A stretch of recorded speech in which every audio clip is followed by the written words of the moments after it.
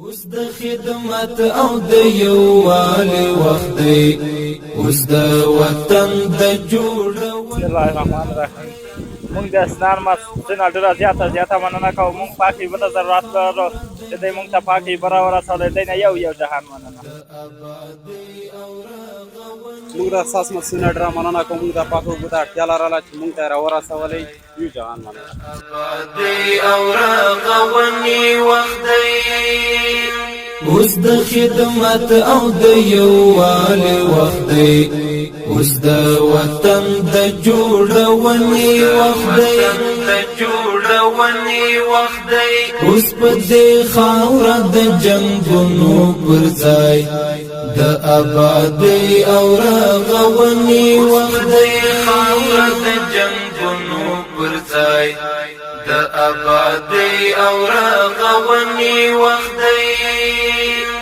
اوس ضرورت د ښار او کلي مونږ ته هر هېواد وال سترګې نیولې مونږ ته.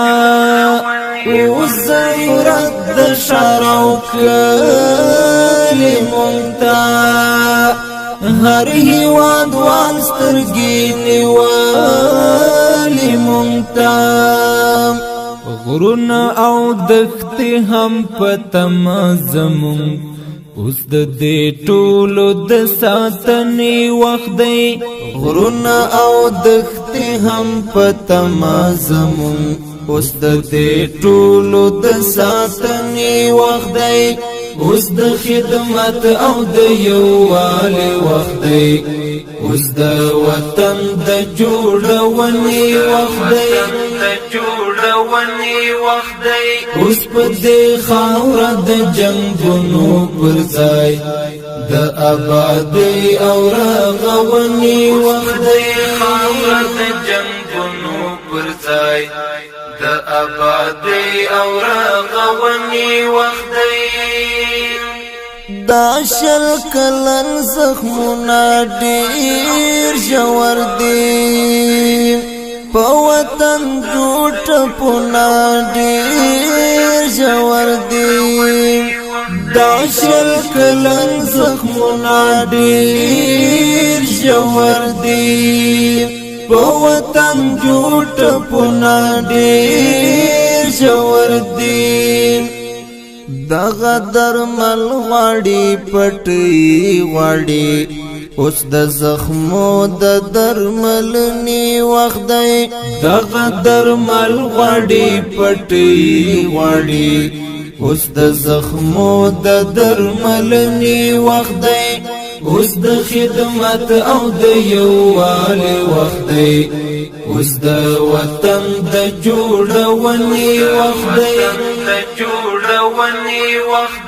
اوس په دې خاوره د جنګونو پر ځای د آبادۍ او رغونې وخت دی. بسم الله الرحمن الرحیم. نن چې موږ په کومه ساحه کې ولاړو د پکتیکا ولایت د برمل ولسوالۍ د ډنګر لګټ سیمه ده، چې هلته مو د سنبلې میاشتې په 13مه نیټه د پاکو اوبو د ترتیب او تنظیم لپاره کار پیل کړی و.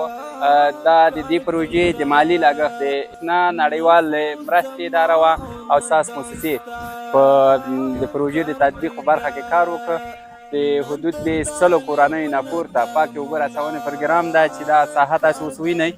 دا یو غټ حوض ده چې دلته به اوبه د ځمکو د رسېدلو لپاره چې دا پکې ګراځي به، او دا خوا چې ده کومه ټانکۍ چې جوړه شوې دا د خلکو لپاره د پاکو اوبو لپاره دي. دغه په حدود د 1500 متره کې چینې 4 چینې یا 3 چینې یو ځای 1500 متره کې اوبه په پایپ کې را انتقال او دې ځای ته رسېدلې دي. دا به دغه پورې ساحه چې کوم کورونه ښکاري دا به ټولو دې ته رسېږي.